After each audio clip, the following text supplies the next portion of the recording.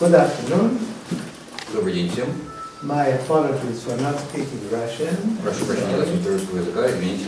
So it will be in English. Лекция будет проводиться на английском языке. And I want to thank the Pedagogical Initiative for inviting me to Moscow. Хотел бы поблагодарить инициативу «Педагогическая поэма» за приглашение в Москву. So, I will start with a few words about Walter Benjamin's concept of history, and then we can have an exchange, a dialogue. Я хотел начать с пару слов о понятии истории Уолтера Беньямина, и потом мы перейдем к диалогу. Well, usually we classify political thinkers or philosophers as either progressive or conservative. Обычно мы классифицируем политических мыслителей или философов как либо прогрессивных или консервативных. Or revolutionaries or nostalgic of the past. Или либо революционеры, либо ностальгирующими по прошлому. Well, Walter Benjamin is a very unusual thinker. Уолтер Беньямин в этом смысле очень необычный мыслитель. He is a revolutionary critic of progress. Он революционный критик прогресса. And he's a revolutionary who is nostalgic of the past. И он революционер, ностальгирующий по прошлому.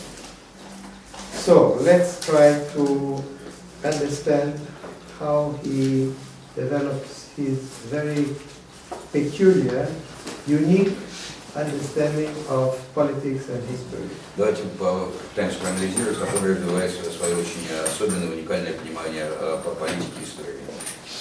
His thinking is weaving together different elements such as German Romanticism, Jewish Messianism and Marxism. Его мышление переплетает между собой немецкий романтицизм, еврейский миссионерство, миссионизм и марксизм. And his thinking is always in movement. It's not a systematic thought. It's a flow which is in movement throughout the years, transforming itself. Его мышление не является четко установленной системой, она постоянно находится в движении, трансформируется по прошествии лет. And in this movement there are continuities from his first to his last writings. И существует некоторая логика от его первых к последним работ. But there are also some breaking points, some radical changes, so you have to take both into account, both the continuity and the change. Но также существуют разрывы и неожиданные повороты, это оба эти факторы нужно учитывать. Определенная логическая последовательность от начала до конца его работ и также скачки и переломы. The most important change, as you will see, is of course the discovery of Marxism in the mid-20s. Самой важной такой точкой, конечно же, было открытие марксизма в середине 20-х годов. Yeah, I forgot to tell you, Walter Benjamin was born at the end of the 19th century and he died in 1940. Да, забыл упомянуть, что он родился в конце 19 века и умер в 1940 году. He was born in a middle-class German Jewish family in Berlin. Он родился в немецкой еврейской семье в Берлине, в семье среднего класса. Well, let's start with a conference which Walter Benjamin did in 1914, was published 1 year later, 1916, called On the Life of the Students. Начнем с конференции, которую он провел в 1914 году, которая была опубликована в 1915 году, о жизни студентов. We are not going to see the whole conference, what he says about the life of the student, but he has some paragraphs about history, the understanding of history, which you see almost in concentrated form what he will develop throughout his whole life. Мы не будем говорить о всех материалах конференции, но в частности мы будем читать некоторые параграфы, имеющие отношение к пониманию истории, и там в концентрированной форме можно увидеть идеи, которые он развивал потом в течение всей своей жизни. So, I will read a few passages of this document and comment on them. Я прочту несколько фраз из документа и прокомментирую. There is a view of history that puts its faith in the infinite extent of time and thus concerns itself only with the speed, or lack of it, with which people and epochs advance along the path of progress. Существует взгляд на историю, который делает ставку на бесконечные временные участки, и таким образом заботится только о вопросах о скорости или отсутствии таковой скорости, с которой люди и эпохи продвигаются по пути прогресса. This corresponds to a certain absence of coherence and rigor in the demands it makes on the present. Это соответствует с некоторым отсутствием когерентности и требовательности, что касается требований от настоящего. So, what Benjamin is rejecting is this very powerful concept of history as progress, which is shared both by bourgeois liberals, leftists, kind of very common view of history as progress. Таким образом, он отказывается от идеи прогресса в истории, которая является достаточно общей, ее разделяют и левые, и буржуазные либералы, разделяют достаточно общее место. So, it's a kind of very optimistic view of history, where the only question is if progress is moving too slowly or if it should move faster. Это такой очень оптимистичный взгляд истории, где ставится вопрос лишь о том, что двигается ли прогресс достаточно быстро, может ли он двигаться медленно или может двигаться быстрее. And as Benjamin says, it has very little demands on the present, because what do we have to do in the present? Not much, because progress is coming anyhow. Таким образом, запросы от настоящего ослабевают, потому что что нам делать сейчас, потому что прогресс в любом случае идет. So we can just wait, or we can help a little to make it go faster. То есть мы можем либо подождать, либо немного ему помочь, чтобы он шел быстрее. So this is what Benjamin rejects, and his whole thinking about history throughout his life is a struggle against this very powerful ideology of linear progress. Это то, чего Беньямин отказывается, и вся его жизнь является борьбой с этой очень сильной идеей прогресса. Yeah. So, what does he propose as an alternative to this view of history as linear and inevitable progress? Что он предлагает в качестве альтернативы взгляда на историю как на линейный и неизбежный прогресс?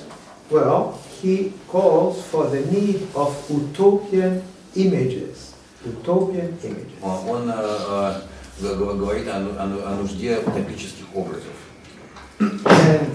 And which are the two examples he gives of utopian images? One is the messianic idea. И он приводит два примера утопических образов. Один из них это мессианская идея. The messianic kingdom. Мессианское королевство. And the idea of the revolution. И идея революции. Giving the example of the French Revolution. На примере французской революции.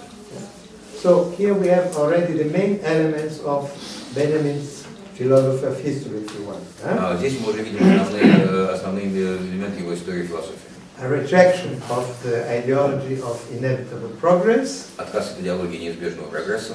And the search for utopian images, messianic and revolutionary. И поиск утопических образов, мессианские и революционные. Okay. Excuse me. Прошу прощения. In this first period of his writings, Benjamin didn't know about Marxism, but he had radical political ideas which were rather sympathetic to anarchy. В этот период он еще не был знаком с марксизмом, но у него были радикальные идеи, которые в большой степени, на тот момент уже были идеи, которые в большой степени перекликались с анархизмом. He will discover Marxism somewhat belatedly around 1923. Он достаточно запоздал, узнал о марксизме в 1923 году. Which is strange because most of the people of his generation discovered Marxism and communism with the Russian Revolution of 1970. Что очень странно, что люди его поколения узнали про марксизм и коммунизм во время революции в России в 1917 году. Or with the German Revolution of 1918-1919. Или во время немецкой революции 18-19 году.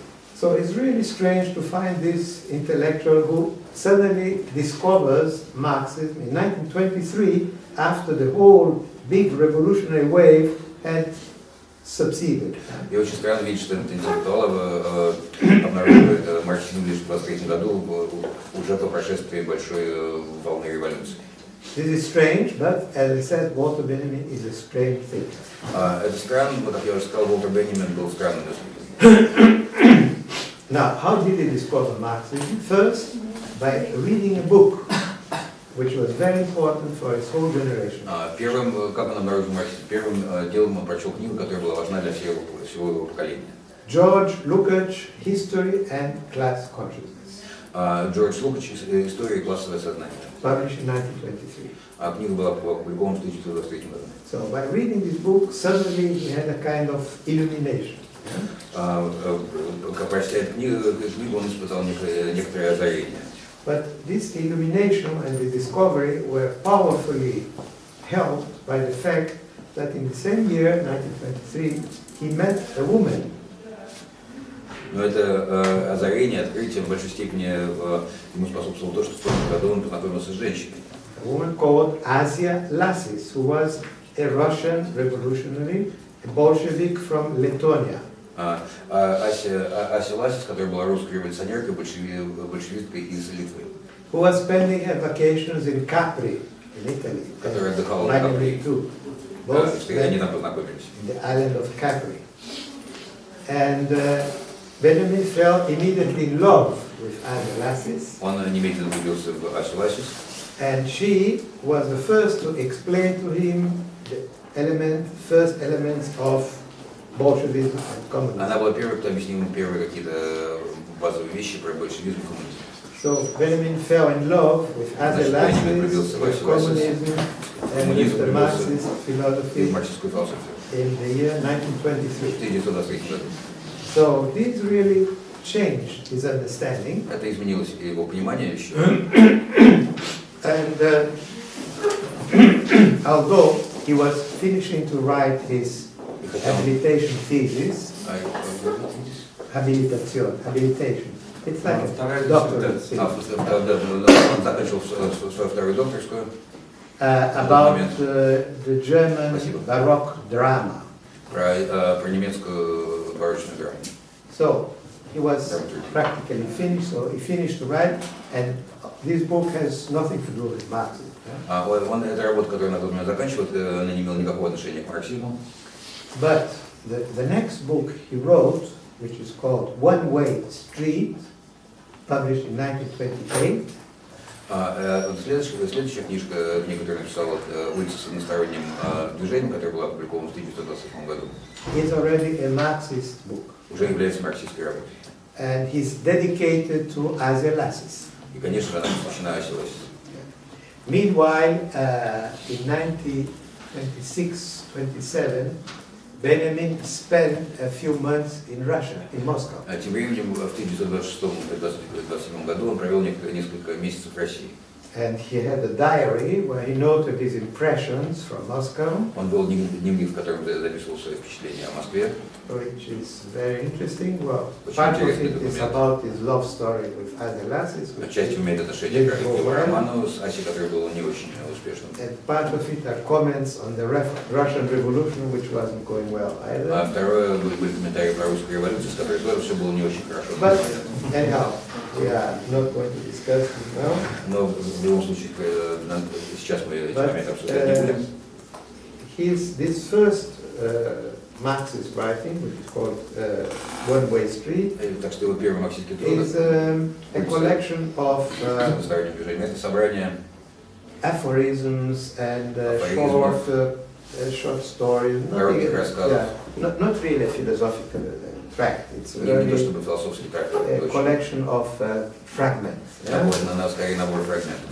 And one of these fragments is very interesting from the viewpoint of his understanding of history Если говорить о его понимании истории и end of revolution. И о конце революции синхронно нормального. It's called Fire Alarm. Называется это пожарная тревога. Fire alarm. I think fire alarm is a very interesting concept because это очень интересная идея, потому что I think the all of Benjamin's writings in history are under the sign of fire alarm. Все его работы по истории проходят под знаком пожарной тревоги. He saw his role as someone telling to the people, our house is burning. Он видел себя в роли человека, который говорит, что наш дом горит, нам нужно что-то делать. A kind of feeling of urgency and of impending catastrophe. Ощущение какой-то чрезвычайной ситуации, надвигающейся катастрофы. So, what does it say in this small fragment? Что мы видим в этом маленьком фрагменте под названием «Пожарная тревога»? It says that написано, что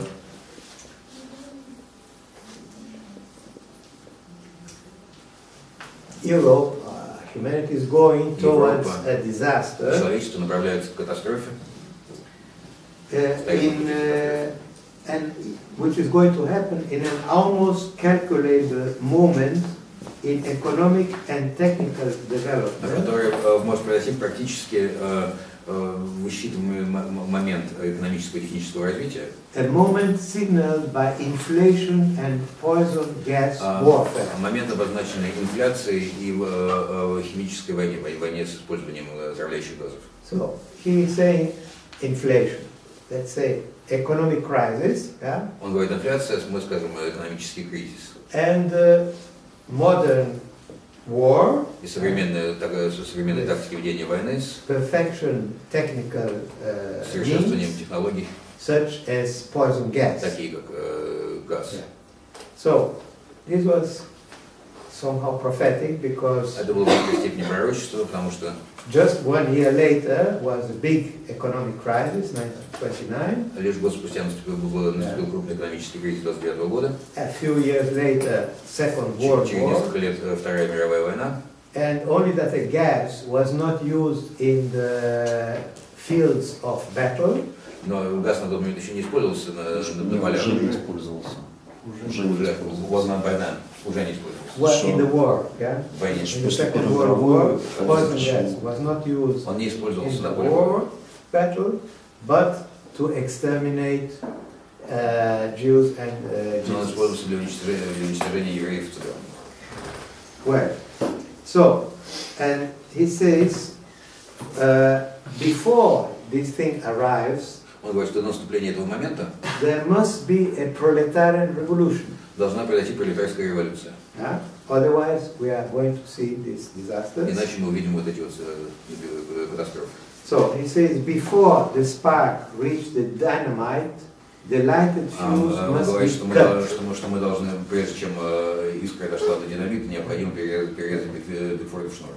So, if we let economic, technical and Так что если мы позволяем warfare industry экономику, continue, технологии, военные технологии развиваться тем путем, каким они идут, we are moving to disaster. мы направляемся к катастрофе. So we have to cut Нам необходимо пресечь, the fuse before this перерезать explodes. бигфордов шнур до взрыва. So his hope was for a revolution in Europe, Его надежда была революция в Европе, which, as we know, didn't happen. которая, как мы знаем, не произошла. So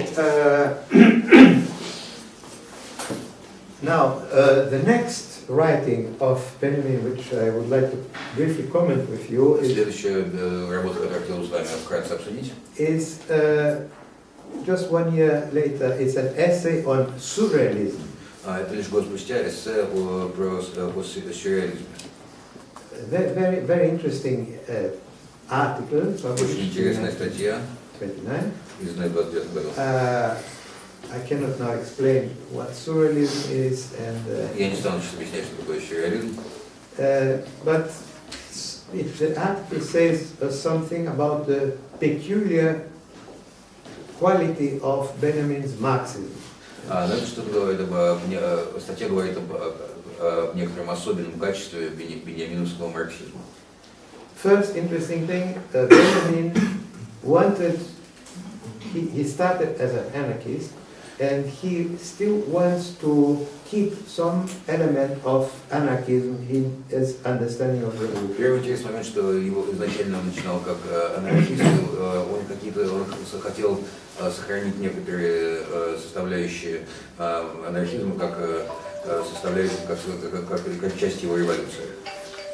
So he says the surrealists have a radical concept of freedom which Europe had lost since Bakunin. Он говорит, что у сюрреалистов была радикальная идея свободы, которую Европа потеряла со времен Бакунина.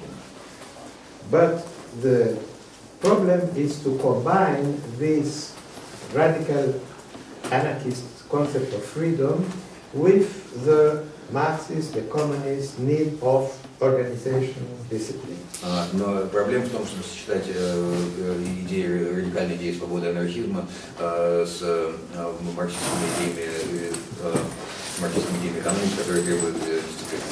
So his ambition is to bring together these two elements, yeah? Anarchist spontaneity and Bolshevik or communist organization. Его амбиция была сочетать спонтанность анархизма с большевистской коммунистической организацией. Now the other interesting thing is that Benjamin is a confessed pessimist. Еще интересный момент, что Беньямин по собственному признанию являлся пессимистом. And he believes that to be a revolutionary, you have to be a pessimist. И он верил, что для того, чтобы быть революционером, нужно быть пессимистом.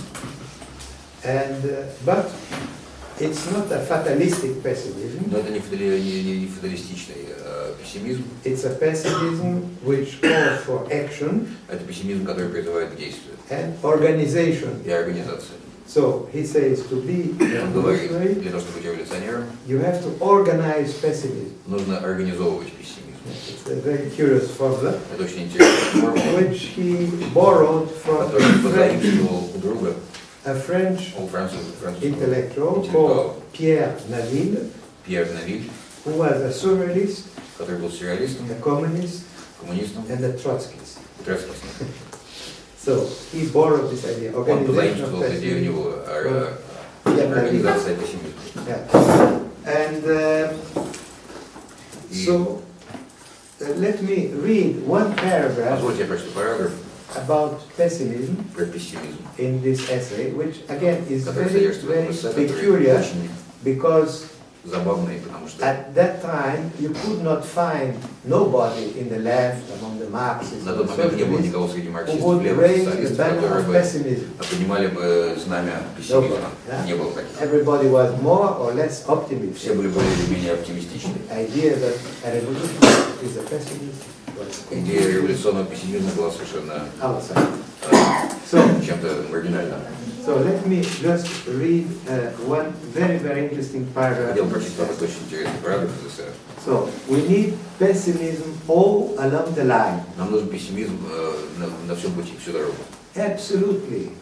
Совершенно так.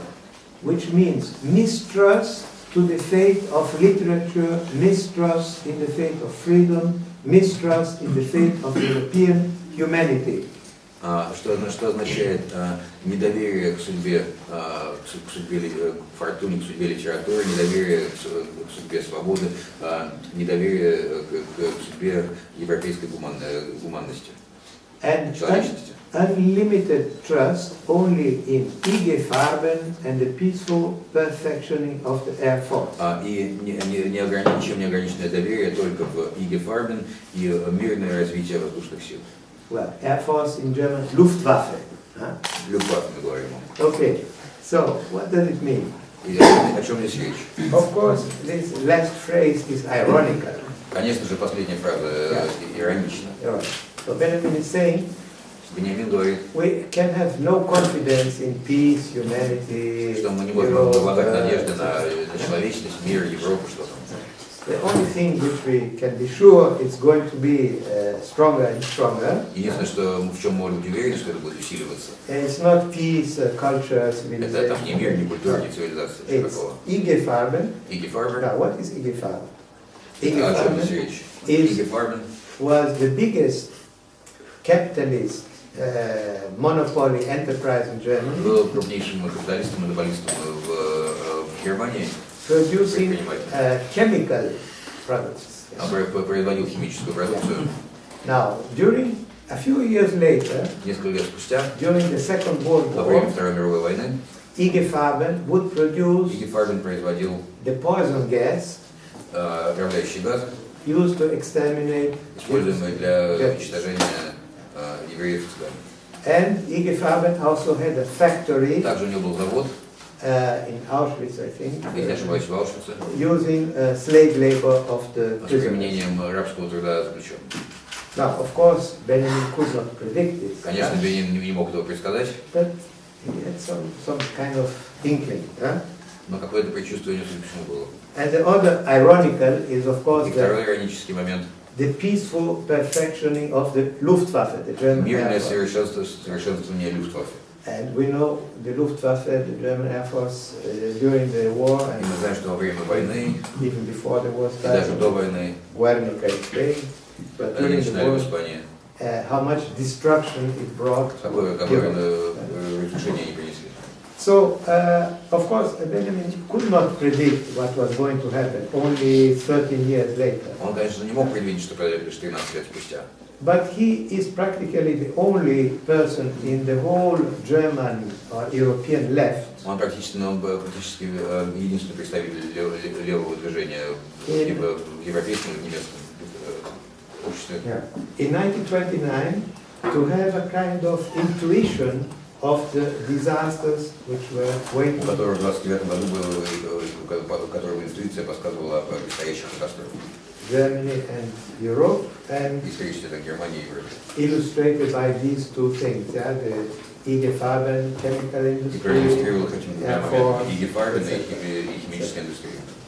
So this is an illustration of this kind of very peculiar, pessimistic brand of Marxism. Это была такая иллюстрация его очень такого особенного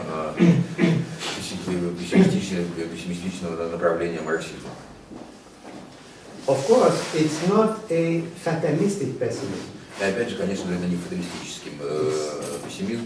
Benjamin is not saying this is inevitable, this is going to happen Он не anyhow. говорит, что это неизбежно, что это произойдет в любом случае.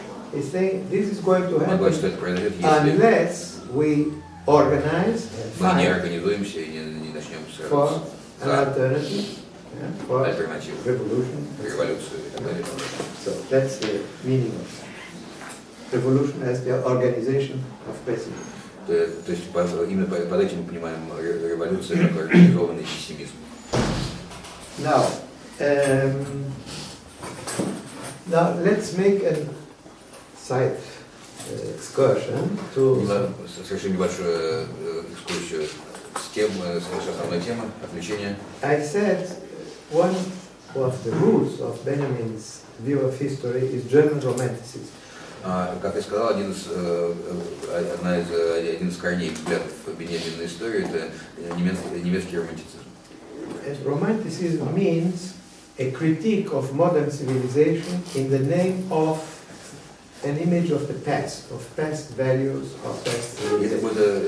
Немецкий романтицизм означает критика современной цивилизации от имени прошлого. And of course you have conservative, reactionary romanticism, which wants to return to the past, to the details. Конечно же, есть консервативный, реакционный романтизм, который хочет вернуться в прошлое, в средние века. But you have also a revolutionary form of romanticism, Но также революционная форма романтицизма, which doesn't want to return to the past, который не хочет возвращаться в прошлое, but a turn through the past towards the future. но повернуть через прошлое, пройти через прошлое в будущее. Yeah? The utopian future has its roots in the past. Yeah? А утопическое будущее имеет свои корни в прошлом. So Benjamin belongs to this revolutionary romantic tradition. Беньямин принадлежит к традиции революционного романтицизма. And I will give one example which is important to understand his philosophy of history, if you Я want. приведу один пример, который, если можно так сказать, послужит хорошим индикатором, показателем его философии истории. It's an essay he wrote in 1935 about Bachofen. Это эссе, который написал про Бахофена в 1935 году.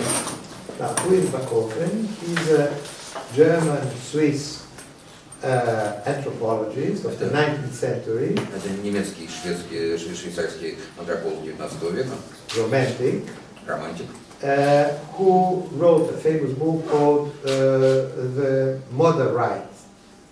Mutterrecht, Yeah. который написал знаменитую книгу «Материнское право», And where he explained that in prehistoric times there existed a kind of matriarchy. That means women were the most powerful part of society. где он утверждает, что в доисторические времена существовал матриархат, то есть общество. The rights, the law was the law of women. И закон был законом женщин. And also, in these prehistoric times, there was no private property. И также в эти доисторические времена не существовало частной собственности. So, what does Benjamin say in his essay about Bachofen? И что он утверждает в этом эссе про Бахофена? He shows how Bachofen's anthropological writings were used later by Marxists, Он говорит о том, как работы Бахофена использовались позже марксистами, like Friedrich Engels, вроде Фридриха Энгельса, who used Bachofen to prove or to argue that there existed something called primitive communism. который использовал его работу для утверждения о существовании того, что он называл примитивным коммунизмом. Or the anarchists, like the French anarchists, the Reclus, Или если говорить о анархистах, такие как французские анархисты Reclus, who argued that in prehistorical times there was no state and no authority. которые утверждали, что в доисторические времена не существовало государства и власти. And both Engels and Reclus said in И prehistorical Энгельс и times Reclus утверждают, что в доисторические времена there was no patriarchy, there was no man oppression over women. не было патриархата, не было власти мужчин над женщинами. So all this is argued by Benjamin. Это все утверждения, которые делаются Беньямином. Yeah, and his conclusion is that Он заключает, что there was a communist society at the dawn of history. что на рассвете истории существовало коммунистическое общество. So this is a typical romantic argument. Это типичная романтическая идея. That means, Это означает, что later Benjamin will say, позже он замечает, что the modern utopia, the socialist, the communist utopia, современная утопия, социалистическая и коммунистическая, they refer to memories of these prehistoric past. они ссылаются на память доисторических времен. Okay, so this is something important to understand Benjamin's concept. Это важный момент для понимания представления Беньямина об истории. Представления. Okay. Now, in 1933, В 1933 году, as you know, Hitler came to power in вы знаете, Germany, Гитлер пришел к власти в Германии, and Benjamin, as both a Marxist and as a и Jew, Беньямин, будучи и марксистом, was и евреем, of course forced to flee был Germany. вынужден бежать из Германии, And he went he lived in exile in France. И он жил, бежал во Францию. Like many other German Jews or anti-fascists. Как и многие другие немецкие евреи, антифашисты или антифашисты. So, since 1933, he lived in Paris. Он жил в Париже 1933 года. In rather difficult conditions. Достаточно сложных условиях, потому что trouble making a living. Сложно было прожить. He survived with a stipendium given by his friends from the Frankfurt School who were already in the United States. Он жил на стипендии, которую получал от своих друзей из Франкфуртской школы, которые на тот момент уже были в Штатах. And during all these years he was in Paris from 1933 to 1940. И все эти годы в Париже, с 1933 до 1940. He worked on a big project. Он работал над большим проектом, which was called the Paris Arcades project. который назывался «Парижские аркады». Because if you visit Paris, there are several beautiful arcades from the 19th century. Если вы окажетесь в Париже, там обнаружите некоторое количество аркад, большинство из 19 века. Passage, closed passage with закрытые проходы. And so Benjamin was interested not only in the arcades, but he was interested in to understand 19th century Paris. Понимание Париж 19 века. Paris as the capital town of the 19th century. Париж как столица 19 века. And so he was working on this project, and we have only the material he was using to prepare for this project. У нас имеется только лишь материал, который он использовал для подготовки этого проекта. He never completed a book. Он не завершил эту работу. What we have are quotations he took from several books, цитаты, которые он взял из различных книг, and some comments. и комментарии к ним. And there are several chapters on несколько глав про the Paris Commune, Парижскую barricade, коммуну, баррикады, Marx, Fourier, Baudelaire, concept of history, etc. понятие истории и так далее, и так далее. Now, we don't know if really Benjamin wanted to write a book in the хотел ли он написать книжку в нашем общем понимании этого слова, or if he considered this to be a new form of writing, или он хотел создать какую-то новую форму письма, composed only of fragments, quotes, and a few comments. состоящую из фрагментов цитат и комментариев. We still don't know what was really his intention. Мы все еще не знаем, каково было его намерение с этой работой. He left this manuscript with a French friend, Georges Bataille. Он оставил этот манускрипт с французским другом Жоржем Батаем. And during the war, Georges Bataille hid this in some drawer at the National Library. Во время войны он спрятал этот манускрипт в каком-то ящике национальной библиотеки. And he disappeared there for many, many years. И много лет эта работа там и скрывалась. Until he was discovered. Пока она не была обнаружена какое-то количество лет назад и не была издана. So, again, in this,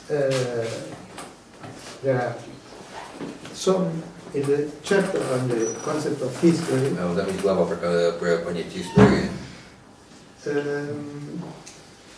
there are some interesting, some comments which are Есть некоторые important. интересные комментарии, которые мне кажутся важными.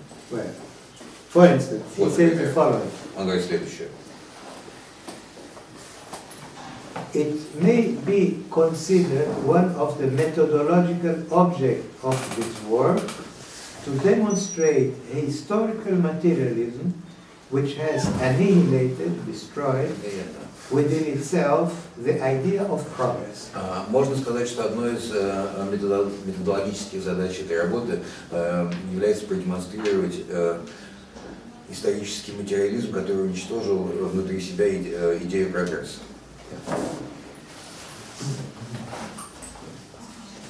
Just here, about idea of progress, historical materialism has every reason to distinguish itself sharply from bourgeois habits of thought. И именно здесь у исторического материализма есть все причины на то, чтобы резко дифференцировать себя, отличать себя от буржуазных привычек мышления. So let's try to explain this. Дальше объяснить это утверждение. For Benjamin, the idea of progress Для Беньямина идея прогресса is a typical bourgeois habit of thought. Является типичной буржуазной мыслительной привычкой.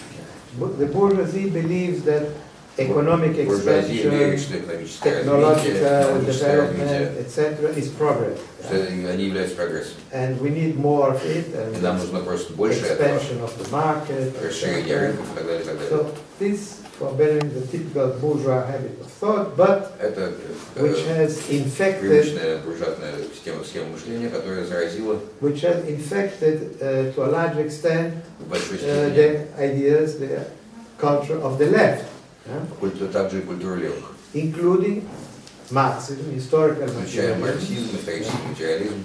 The dominant versions of historical materialism Доминирующие версии исторического материализма were infected by были this заражены bourgeois этой ideology буржуазной of progress, идеей прогресса, according to Benjamin. если верить Беньямину.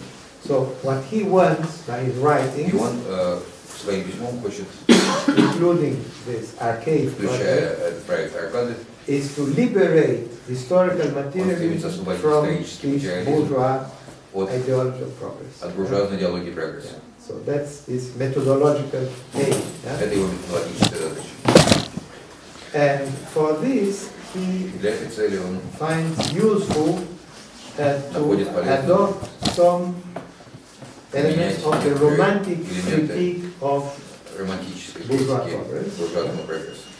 and he will mention Он будет упоминать one Marxist author, одного марксистского автора, which he was an important reference for him, который был для него важным источником, Karl Korsch, Карл Корш, which was also a friend of Bertolt Brecht, который также был и другом Бертольда Брехта. who was a friend of Benjamin. So Benjamin, through Bertolt Brecht, discovered Через Karl Бертольда Брехта он Korsch. обнаружил Карл Корш. And Korsch said Корш утверждает, that the German romantics, что немецкие романтики thanks to Hegel, благодаря strongly Гегелю influenced Marx. в большой степени повлияли на Маркса. So Korsch and Benjamin believed Беньямин верили, что that German romanticism немецкий романтицизм was one of the sources or the roots был одним of из Marx, источников, одним из источников для Маркса. which is quite unusual understanding. Что достаточно необычное понимание Маркса. This kind of genealogy of Marx thinking is quite not very usual. Yeah? Это достаточно необычная генеалогия марксовского мышления. Okay. Now, a few words about Benjamin politics. Пару слов о политике.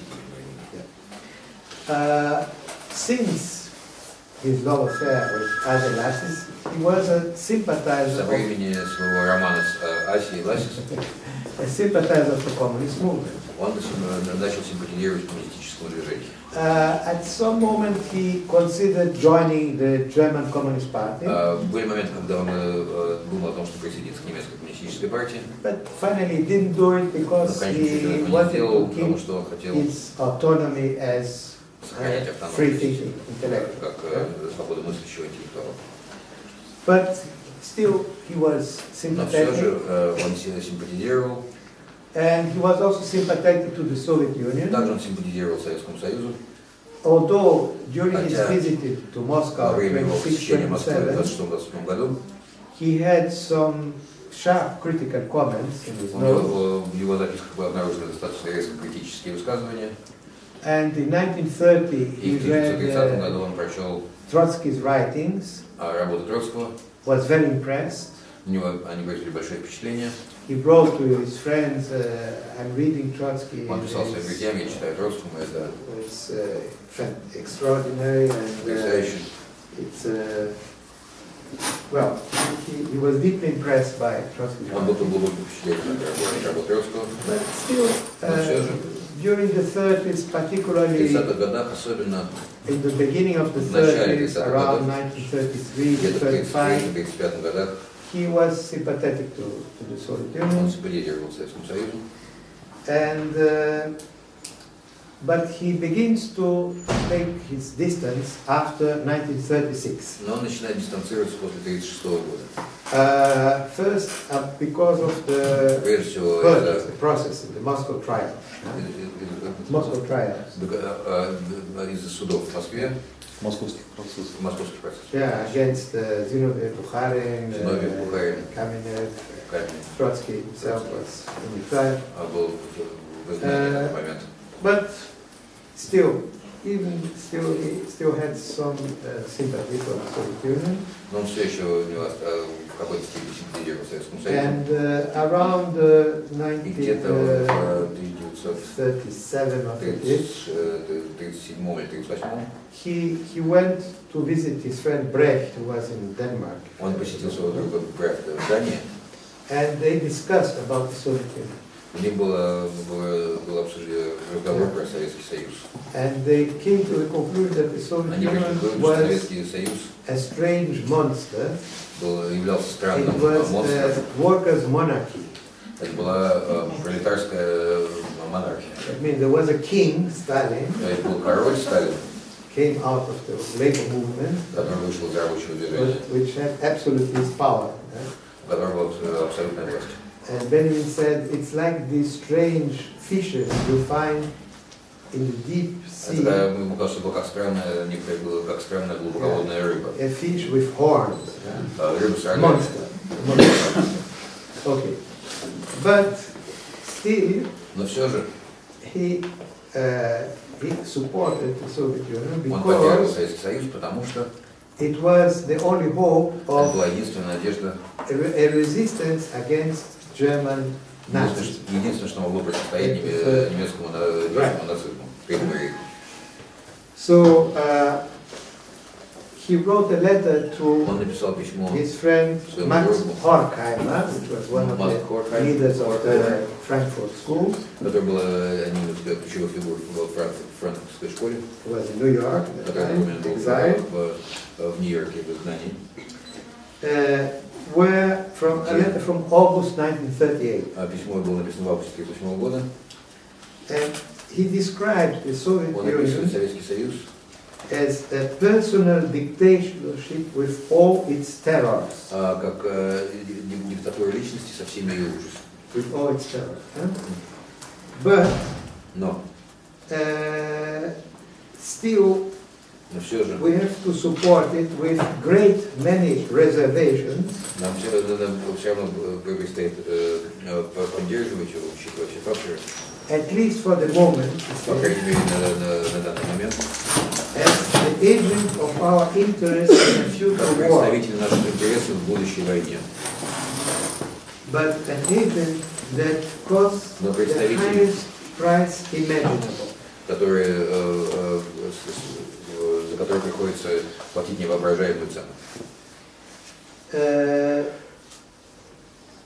Insofar as it has to be paid with sacrifice against the interest of the workers. Который до такой степени, что цена высока тем, что мы вынуждены платить интересами рабочего класса. So this gives us an idea of Это дает нам представление о evolution of his political idea. развитии его политического мышления. Of course, then came 1939, Потом наступил 1939 год, the Molotov-Ribbentrop agreement. Договор Молотов-Риббентроп. So Benjamin lost the hope that the Soviet Union would be in the first line to the fight against Nazis. Советский Союз будет в первой линии обороны против нацизма. So he considered this agreement, И он рассматривал договор agreement as a treason. Yeah? как предательство. Treason not only of socialism but Не even только of социализм, но anti-fascism. и антифашизм. Okay, so at this moment is immediately after the signing of the agreement. As you know, it's the beginning of the Second World War. Начинается, как мы все знаем, Вторая мировая война. And Сентябрь 1939. Benjamin's situation becomes very difficult in France. Ситуация Беньямина во Франции становится очень сложной. And because the French government Французское правительство had a very stupid policy, у них вели очень глупую политику. they arrested all Germans living in France Они арестовали всех немцев, живущих во Франции, as enemy citizens как враждебных граждан. and put them in some camps, not concentration И camps, but направили prisoner в camps. лагеря, ну не то чтобы концентрационные лагеря, но тем не менее лагеря заключенных. Now, 99% of these German 99% citizens этих in немцев, France этих немецких граждан во Франции either были Jews or либо евреи, anti-fascists. либо антифашисты.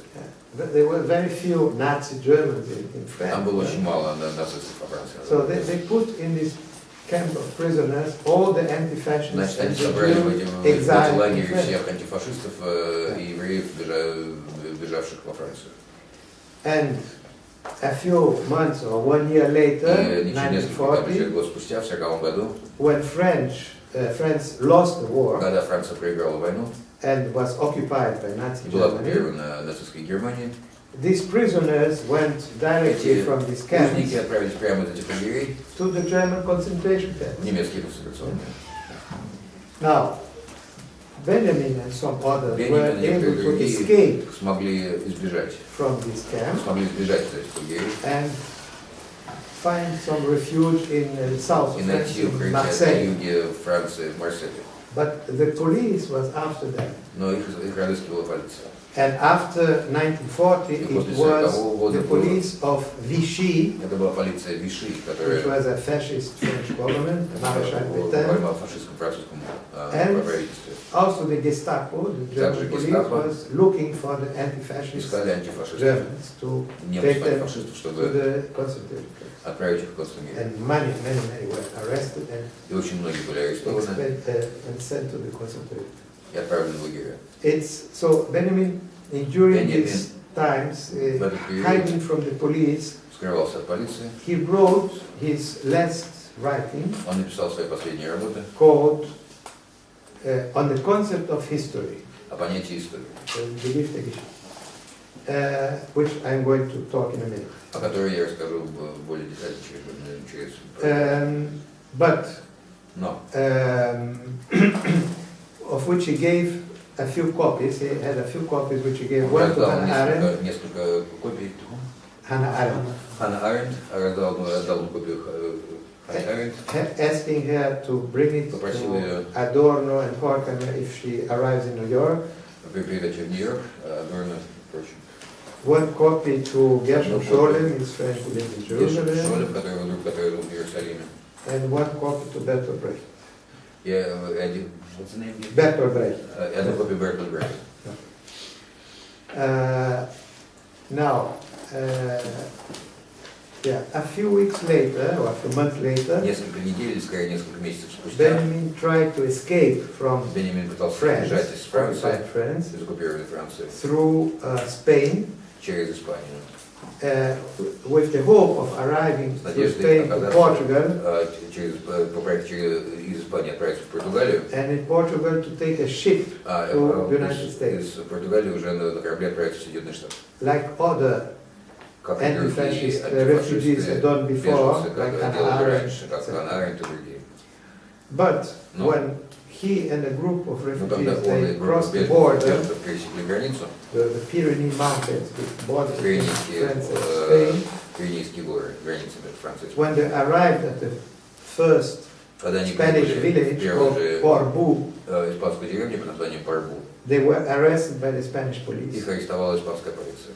And Spanish police, which was Испанская полиция, которая already Franco, уже была под fascist, Франко, фашисты, said we are going to send сказали, you что мы back отправим to вас France, обратно во Францию, to the French police.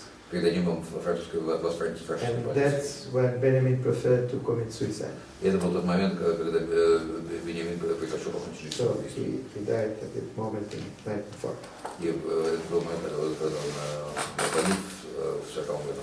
But let me say a few words about this last Хотелось document бы сказать пару слов об этом последнем документе, called On the Concept of History. о понятии истории. It's written in the form of thesis. Она написана в форме тезисов.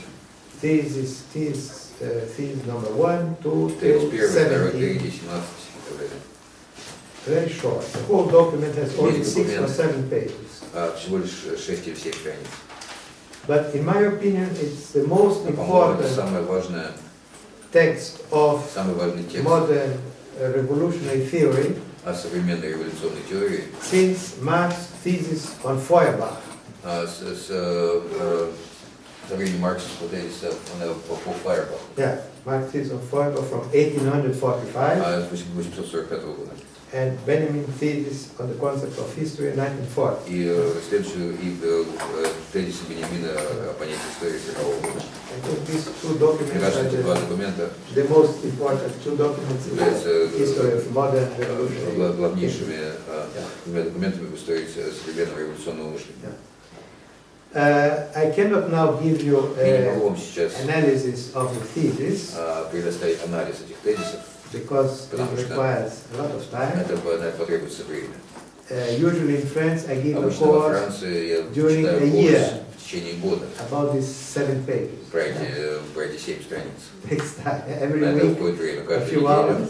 по несколько часов. One thesis after the other. Один тезис за другим. Because Потому it's что a very dense document, это очень насыщенный документ, not very easy to understand не очень легкий для понимания, because it was not written to be published. потому что это было не то, что было написано для издания. Benjamin wrote it for himself, Беньямин написал это для себя, perhaps for a few и friends. может быть для нескольких друзей. So it doesn't explain anything. Там ничего не разъясняется. It states some ideas. Документ просто представляет собой некоторые идеи. So you have to read it several times Его to нужно begin прочесть to несколько раз, understand. чтобы начать понимать. And every time you read it Каждый again, раз, когда читаешь его you снова, discover new things. ты обнаруживаешь какие-то новые вещи. I have been reading it and Я reading it for the читал его и last читал 20 years, последние 20 лет, and I'm still not sure I quite understand. и я все еще не уверен в том, правильно ли я понимаю некоторые вещи. Okay, but let's make a very few short comments about this document. Тем не менее, сделал несколько очень коротких комментариев по этому документу. We'll end with this. И на этом закончу. Now, of course, this document Конечно же, этот документ is representative of a certain historical представляет conjuncture, собой некоторое историческое пересечение событий. which is a terrible moment, yeah? Ужасный момент, When Nazi Germany когда was нацистская winning the war Германия against выигрывала войну против France and everybody Франции и else, всех остальных, occupying most of Europe, а на тот момент заняла большинство Европы, the Soviet Union was supposed to be Советский an Союз. ally of Nazi был Germany. вроде бы как союзник нацистской Германии. So it was really a terrible moment, Это был ужасный момент, which was summarized by Который the можно было- Russian writer Victor Serge.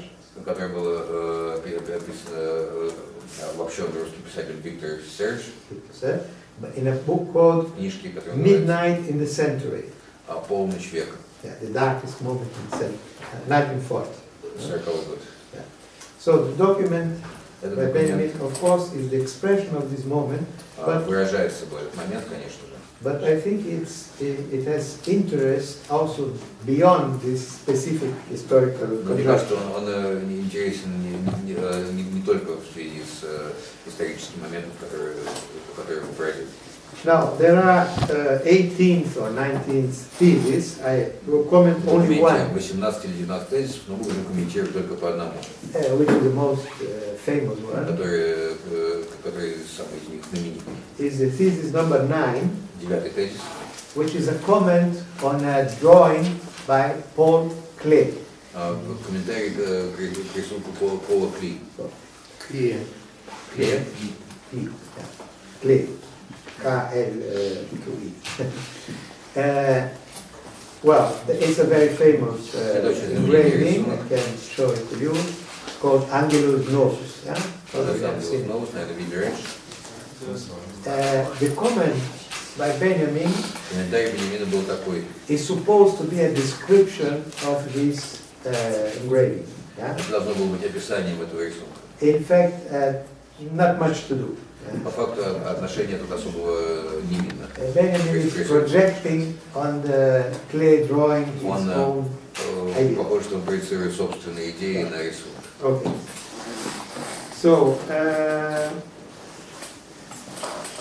I'm not reading the whole thesis, but summarizing. Но я обобщу. So, Benjamin begins saying there is a painting by clay called Angelus Novus, the new angel. Начинает с того, что есть рисунок художника клея, который называется «Новый ангел».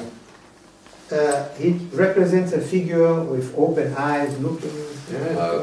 Рисунок себе представляет себе фигуру с открытыми глазами, широкими глазами, который смотрит. This is how the angel of history must look. Так должен выглядеть ангел истории. Now, there is a storm from raising from paradise, which is pushing this angel towards the future. Из рая надвигается буря, которая толкает этого ангела в будущее. So the storm is blowing from paradise behind. Как бы раю над за спиной, и из рая идет буря. And is pushing the angel of history towards the future. Она толкает ангела истории в будущее. And this storm is producing. Oh, okay, you read it.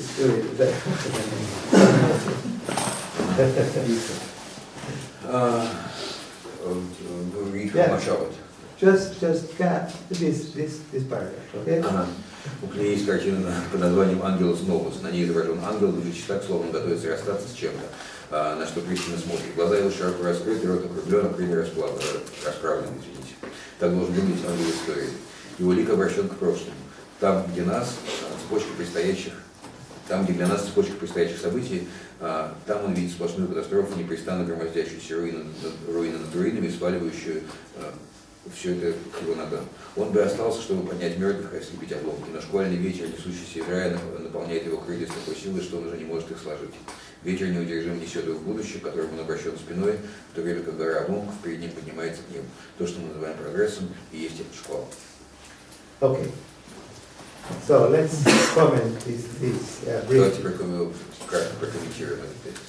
This should be understood as an allegory. Это стоит воспринимать как аллегорию. What is an allegory? Benjamin gives a very nice definition of what is an allegory, not in the thesis. Что такое аллегория? У Беньямина для этого слова есть очень хорошее определение, не в этом тезисе.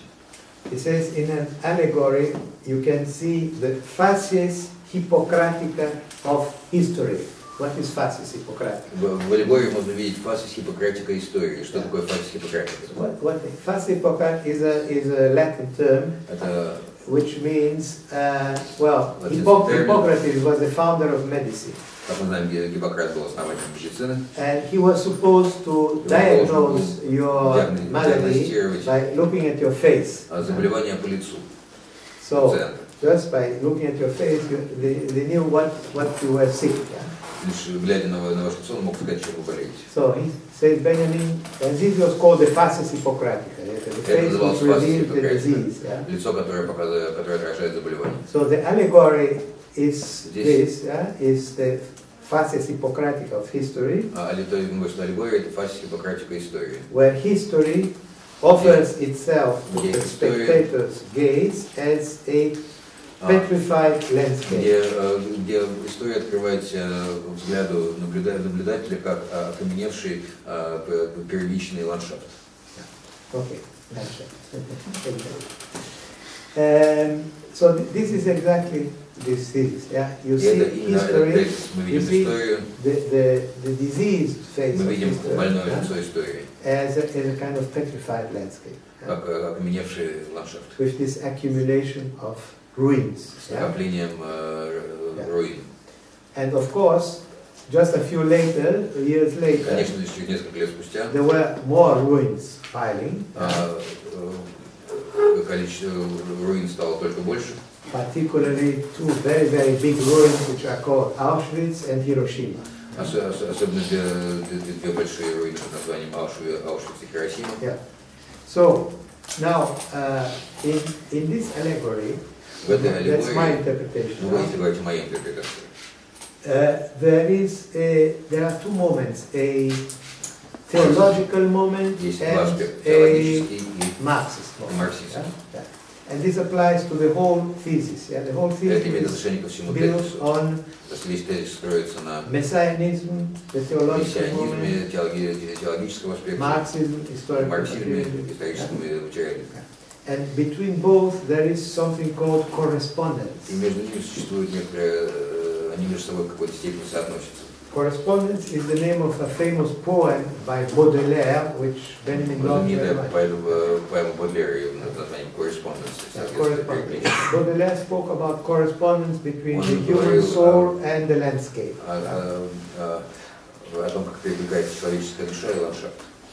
But for Benjamin it's correspondence between the theological and the Для Беньямина это означает, как перекликаются между собой теология и марксизм. So for each term which appears here, there is a theological and a historical materialistic интерпретация теологическая и исторически материалистическая. A religious and a profane meaning. То есть религиозное и мирское понятие. Now, for one of the concepts, Benjamin gives the translation. Для одной из этих концепций Беньямин предоставляет свой перевод.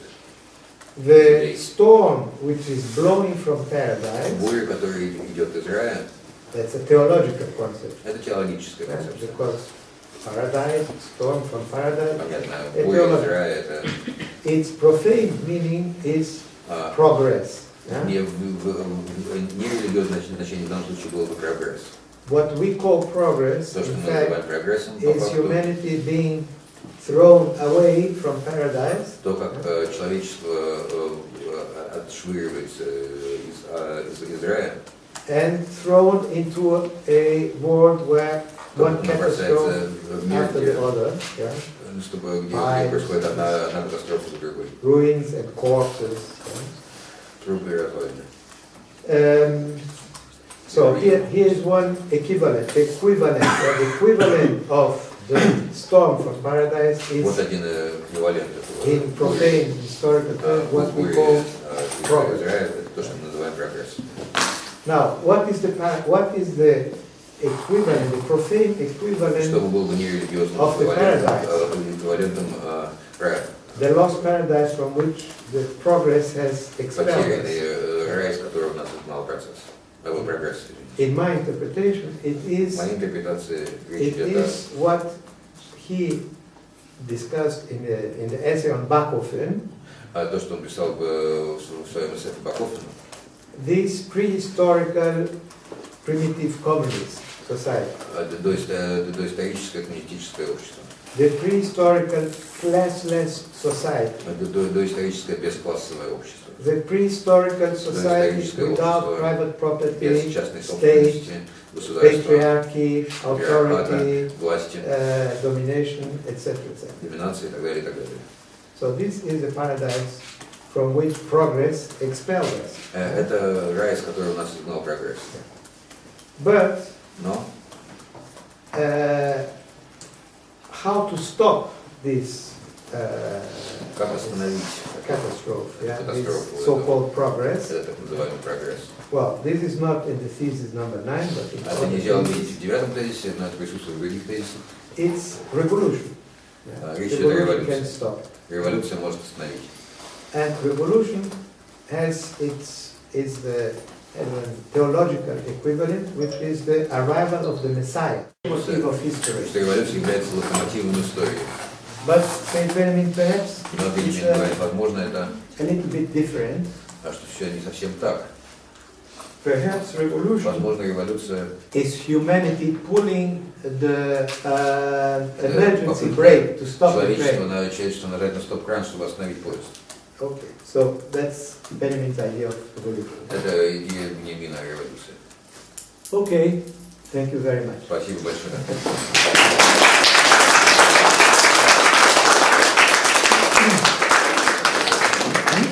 Now, if you have a question, Если есть какие-то вопросы, with the help of my friends, thank you very much for your help.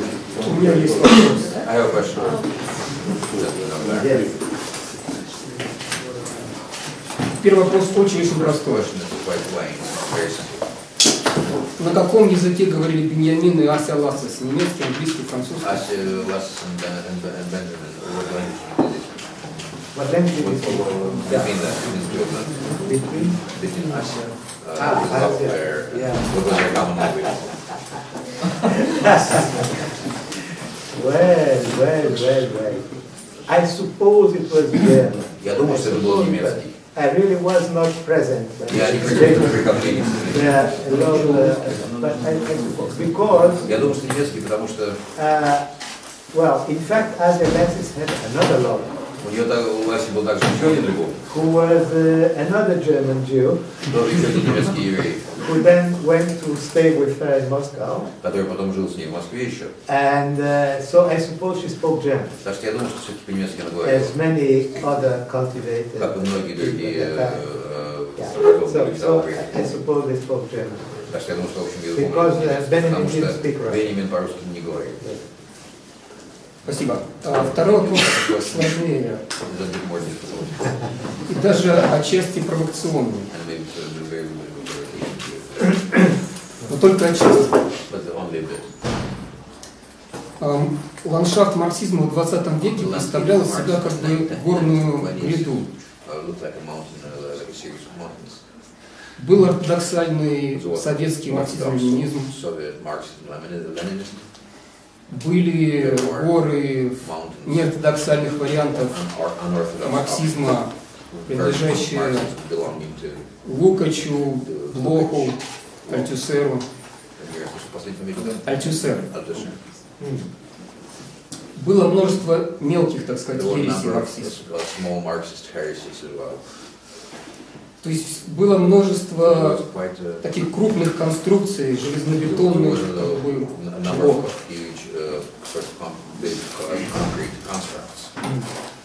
Беньямин в этой ситуации дополнял и завершал картину.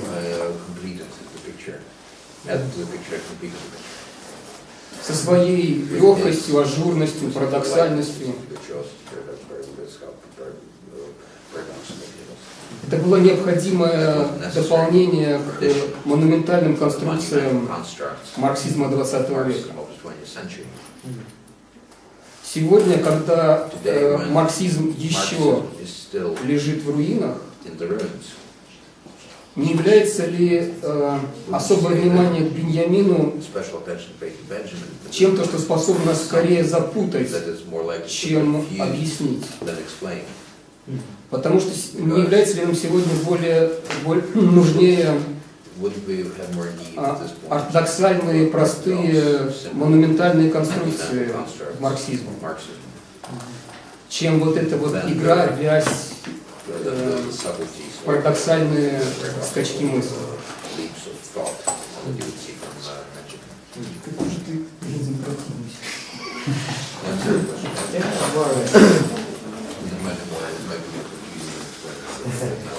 Right. Look, знаете,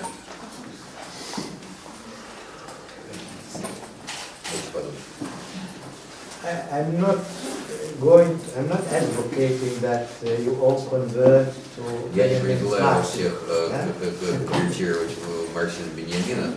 I just wanted to try to explain to you. Я просто хотел рассказать вам. Because I think it's part of our understanding of Marxism in the 20th century to know this kind of original and paradoxical thinking.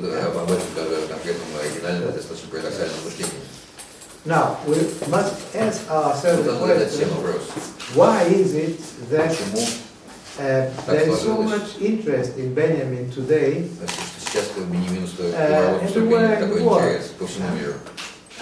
in Europe, in the United States, in Latin America, in Moscow, There must be some reason. Должна быть There's какая-то something причина.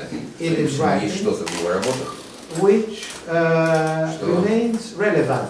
что остается релевантным, остается важным. Perhaps more relevant than some big Возможно, даже более релевантным, чем что-то из больших конструкций, которые такие развалились. Right. We crumbled down with the wall of Berlin. Которые рухнули вместе со стеной, с Берлинской стеной. Now, Benjamin doesn't have У Беньямина нет a system. системы, He doesn't have answers to all у questions. него нет ответов на все вопросы. He doesn't have a У него political нет program, политической программы, a strategy, стратегии, tactics. тактики. You cannot have a political party Нельзя построить based политическую on партию, Benjamin and основанную Marx.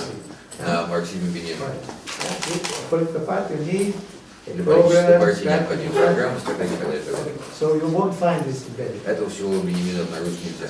But what you No. find in Что Benjamin можно is найти? a kind of a state of mind, Найти некоторое состояние ума, a kind of attitude, отношения, a kind of sensibility, свою, that's a difficult word, чувствительность свою. Certain, Некоторые, how to say, rejection of certain usual отказ от некоторых concepts like the idea of progress. общих идей, таких как идеи прогресса. But it's not something which Но это can не то, be что могло applied быть применено for immediate political. к немедленному политическому right? использованию. Okay. So Таким образом, it's true that Benjamin конечно, правда, что doesn't give a full doesn't give explanations of. Беньямин не предоставляет объяснений того, что He cannot происходит. replace Marx to Он не explain может capital, заменить Маркса там, для объяснения or капитала. I don't know, Trotsky to explain Или Троцкого для bureaucracy, объяснения or бюрократии etc. и так далее, и так далее. No. But Но he gives something он which дает is что-то, что still, I think, relevant все еще релевантно, if если we want to think мы хотим about history думать об истории in terms which are not those of the traditional dominant concepts of отлично, history. отлично от доминирующих общих So, представлений. об It's истории. not explanatory, it's Так что not объяснение там не представляется. programmatic, it's not Это не strategic, программная работа, это не but стратегический still трюк. it Но has все же some там есть что-то, precious quality, в ней есть какие-то очень ценные качества. which is the reason why, Это for по этой instance, причине, например, people who believe in Люди, revolutionary которые strategy and верят в program революционную politics, стратегию, программу и политику, like my French такие friend как мой and comrade французский друг, товарищ who died recently, called Который недавно Daniel Ben Said. Даниил Бенцей, He was an был activist, a militant, активист, organizer, a strategist, организатор, a стратегом, tactician, тактиком.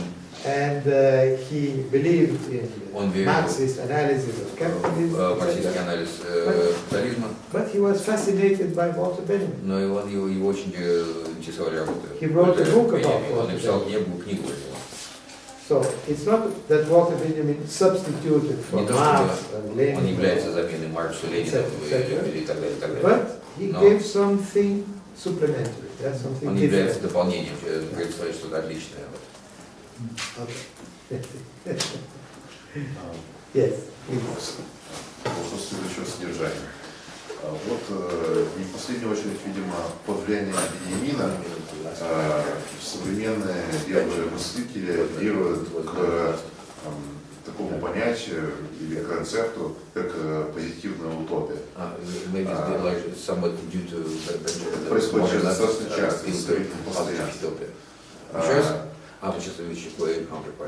Да. И в связи с этим такой вопрос, не является ли это некой такой ложной альтернативой к прогрессу? Потому что, как известно, самое первое произведение такого рода, знаменитую утопию, написал Мор, который был лордом-канцлером в английском королеве. Самое первое произведение этого рода, «Утопия», собственно, написано высшим сановником, Мором, что значит установление английской монархии? Может, это тоже буржуазный концепт, как прогресс? Может быть, нужно что-то другое в качестве Maybe Marx should choose something else.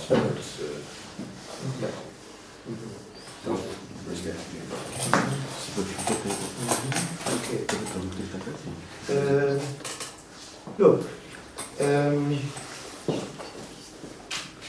I wouldn't say that Я не могу сказать, что Benjamin has something like a positive utopia. Существует идея позитивной утопии. There is no real discussion in Benjamin how should look the future У него нет society. представления о том, как должно выглядеть общество будущего. Nothing like Thomas More's utopia, Ничего того, что можно увидеть в Томасе Море. which has a detailed description Где of how детальное описание того, people как would live in a new люди society, в новом обществе, of how big the houses would be, какого размера должны быть их дома, and what would be the price of the bread, и сколько им стоил хлеб. etc. Everything is in Thomas More utopia or in Fourier's Все то, что utopia, прописано у Томаса Мора или у Фурье, etc. и So так далее, и так далее. this is not what Benjamin is Беньямин, thinking about. это не то, о чем думает Беньямин. Benjamin's utopia is like, Беньямин это скорее, like Marx. Marx also didn't также у have Маркса, blueprint. у него не было he никакого didn't have a плана, blueprint for the future. плана будущего, He only would give чертежа, извиняюсь. rather a negative view of the future. Он только представлял скорее негативный взгляд на будущее. And this is also Benjamin's view. И Yeah? это также соответствует взглядам Беньямина. The utopia of the future will be a society without private property, a Будущее negation, это общество без, то есть мы говорим об отрицании, без частной собственности, without social classes, без классов, without authoritarian forms of power, без авторитарного управления, without state, без государства, without patriarchy. без патриархата. So it's really it's a negative utopia. Right? Это негативная Like, утопия. Adorno would speak of negative dialect, it's kind of negative utopia, Скорее негативная утопия, и which is similar to the one of Marx. So что похоже вполне на представленную на утопию Маркса. in this respect, Benjamin is not so much different from the И в этом Marxist смысле tradition. он недалеко уходит от марксистской традиции. Even the reference to the past, to Даже если primitive говорить communism, ссылки на примитивный коммунизм, на прошлое, it's also present in Он также Marx, присутствует in в Friedrich Engels. Маркса и Энгельса. Engels' famous book, Origin of Family, Private Property and the State, Знаменитая книга из происхождения семьи, частной собственности и государства. has a chapter about Там есть primitive глава communism. про примитивный коммунизм. Rosa Luxemburg's Introduction to Luxemburg, Political Economy Введение в политическую экономику. has almost half of the book is about primitive Практически communism. половина книги про примитивный коммунизм. Only that in, let's say, the official Marxism-Leninism, Мы this говорим про официальный марксизм-ленинизм. element Этот элемент disappears. исчезает. Disappears. So Benjamin somehow restores Беньямин таким образом восстанавливает this эту attention, this interest, внимание, this этот интерес, even fascination, даже скорее глубокий интерес. fascination of both Engels and Rosa И Энгельса, Luxemburg и Роза for Люксембург, what they call primitive потому что communism. они называли примитивным коммунизмом. So this appears again in Benjamin. Эта тенденция восстанавливается с Беньямином. So I would say that that's a big difference. Yeah? The Я не real стал бы, что это difference, большое различие. Большое различие в том, что the real difference between Benjamin and между the traditional views Беньямином of и Marxism, традиционными идеями Маркса в том, что the rejection of the conception of progress, yeah? в том, что он отказывается от идеи прогресса. Of which the idea of the revolution as locomotive of history is part. И таким образом, и частью этой идеи прогресса является, что революция – это локомотив истории. So here is a kind of Здесь тут скорее heterodoxy of Benjamin, yeah? A kind of deviation. Yeah? гетеродоксия, отклонение Беньямина. So,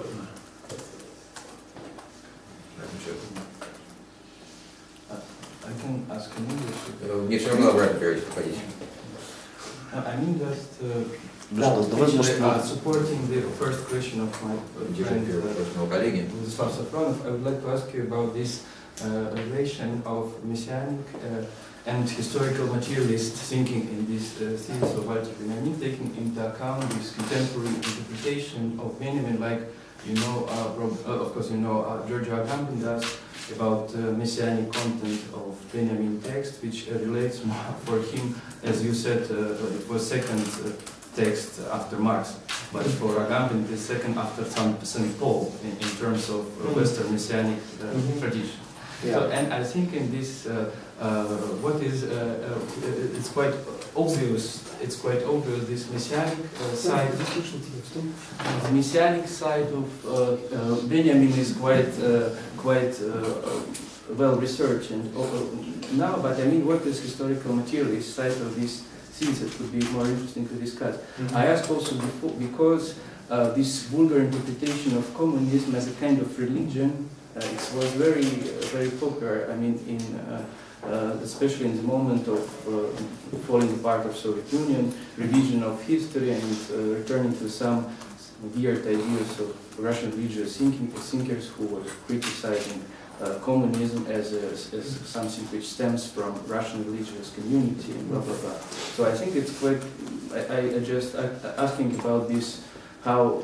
This side of Benjamin, from one side it's quite inspiring, but on the other side, this messianic side can provoke quite vulgar interpretation, quite reactionary thinking problems. Just Можно спросить для присутствующих повторить то, что я половину не услышал по-английски, чтобы просто знали, чтобы люди я знали вопрос. спрашивал о том, что вот существует очень много интерпретаций Беньямина сейчас, которые как раз подчеркивают это теологическое, мессианское его значение, в частности, известная книга, например, Джорджа Агамбена, где он сравнивает Беньямина и апостола Павла. То есть, много других таких интерпретаций. С другой стороны, вот не совсем ясна это, в чем же была, собственно, историко-материалистическая часть этих тезисов Беньямина. Не всегда это ясно, потому что все эти религиозные ссылки, они, как правило, достаточно очевидны и иногда вдохновляют, но с другой стороны есть опасность вот такого вульгарного интерпретации, что ли, коммунизма как такой мессианской религиозной формы мышления. Вот об этом Yeah.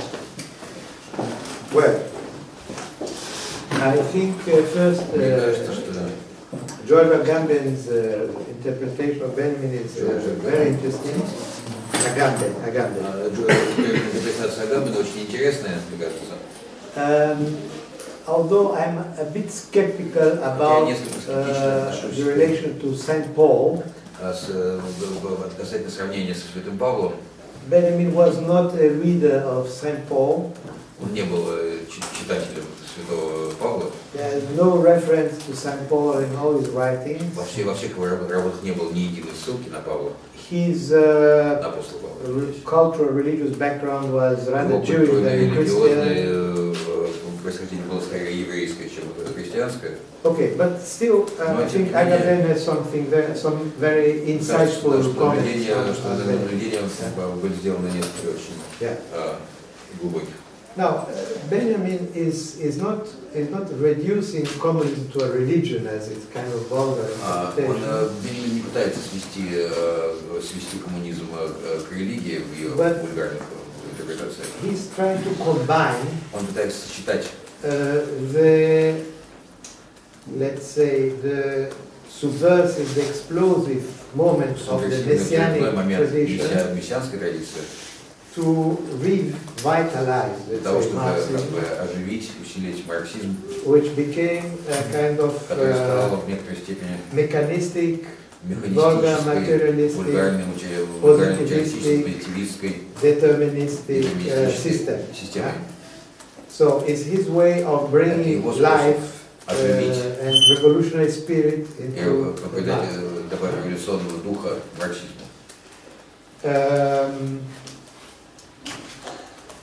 now, of course, there are many interpretations of Benjamin who emphasize this messianic religious dimension and leave under the table the Marxists and the historical material.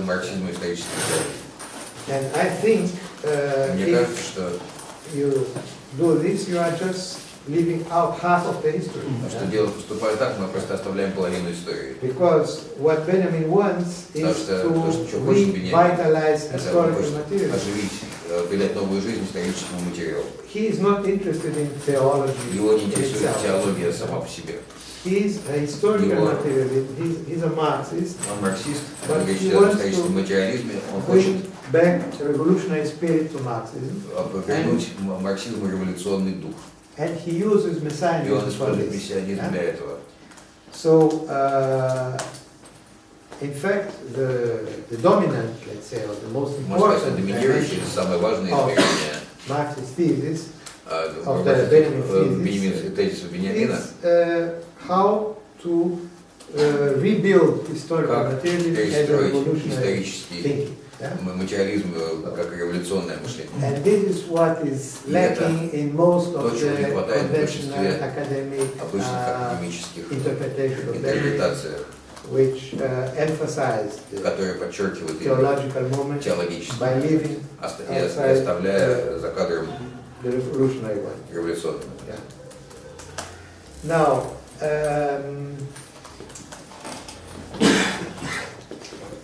there is something which is, of course, Есть for некоторые many вещи, of us who are для not многих из believers, нас, для там неверующих, like myself, non-believers, yeah, non-believers, we find a bit difficult and Нам paradoxical. кажется несколько сложно и парадоксально, Historical, how to combine как сочетать theology and Marxism. и марксизм. It doesn't make sense. It's strange. Кажется странным, It seems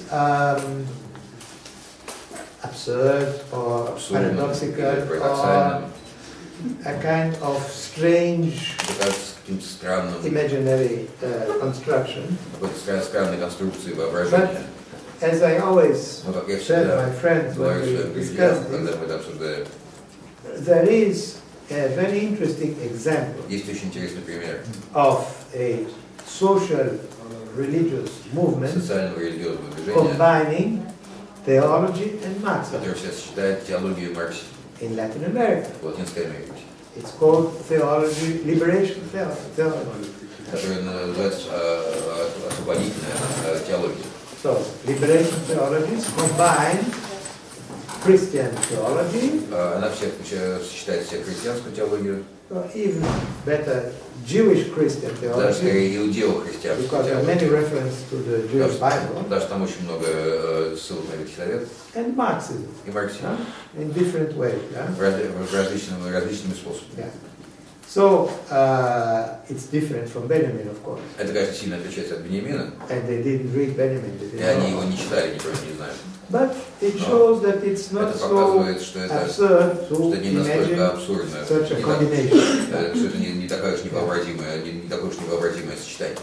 But I'm not here preaching a Но я здесь conversion не to для the того, Benjamin's чтобы religion. проповедовать кого-то, обращать в веру Беньямина. I myself, I'm a non-believer. Я, как сказал, сам неверующий, I но find these Но мне кажется, что это intellectual constructions что very, very интеллектуальное построение, productive, оно очень продуктивно, exciting, интересно.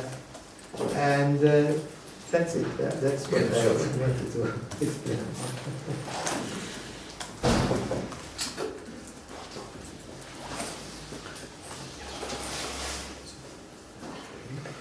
Что, есть вопросы еще?